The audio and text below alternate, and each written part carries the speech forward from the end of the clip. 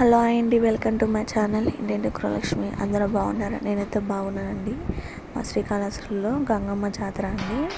బుధవారం అయితే అమ్మవారు నైటే వెళ్ళారండి. అంటే వెళ్ళేటప్పుడు ఈ డమ్ములు గిన్నెలంతా కట్టకుండా వెళ్తారు. వచ్చేటప్పుడు బాగా శబ్దాలన్నీ చేసుకొని వస్తారు. అంటే డమ్ములన్నీ సౌండ్ వస్తుంది. నైటే వెళ్ళింది. వచ్చేటప్పుడు మాత్రము అంటే అన్ని వీధులు తిరిగి అమ్మవారు మా వీధికి వచ్చే లోపల 5 అయిపోయిందండి. దాని అమ్మవారు అక్కడ వస్తున్నారు. అందరూ చాలామంది మొక్కుబడులు అయితే తీర్చుకుంటున్నారు. టెంకాయ కొట్టుకోవడము, కోడిని నరుక్కోవడము, మేకల్ని అదే అమ్మవారికి సమర్పించడము. మేమైతే ఈసారి మా అత్తమ్మ మొక్కునిందండి.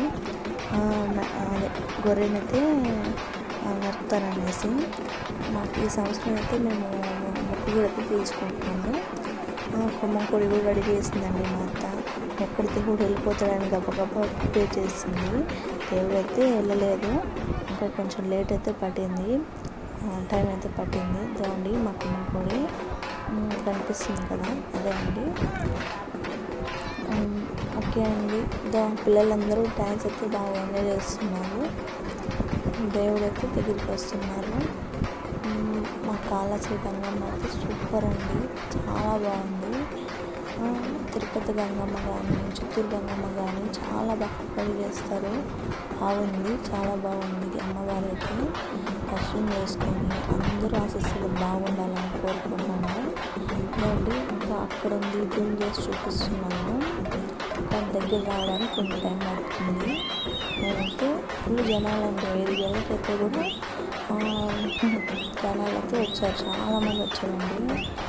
మాకు నిలబడడానికి ప్లేస్ లేదు. అయితే మొత్తం ముందైతే వచ్చేసాము, మేము ముందు నిలబడుతున్నాము. దర్శనం చేసుకొని ఇంకా అమ్మవారిని చూసుకొని మొక్కుబడి చెల్లించుకొని ఇంటికైతే వెళ్ళిపోయాము. అంటే మా పిల్లలు రాలేదండి, మా పిల్లలు ఇద్దరు నిద్రపోతున్నారు, చిన్నపిల్లలు, అందుకని తీసుకురాలేదు. నేనైతే వచ్చేసాను. నేను, మా వారు, అత్తమ్మ, మావయ్య, మా వదినలు, అన్నలు, పిల్లకాయలు కూడా వచ్చేసారు. దర్శనం చేసుకున్నాము అమ్మవారిని.